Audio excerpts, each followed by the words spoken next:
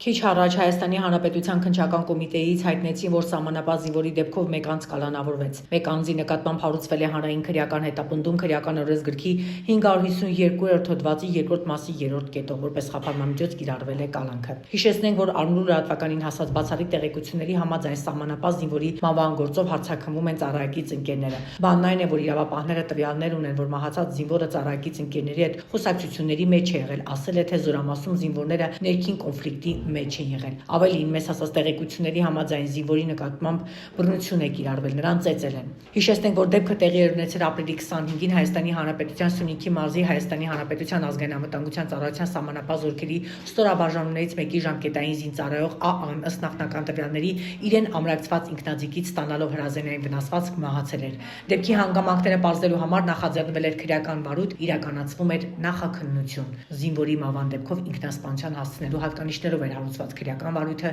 եւ ահա մեկ անձ կալանավորվեց։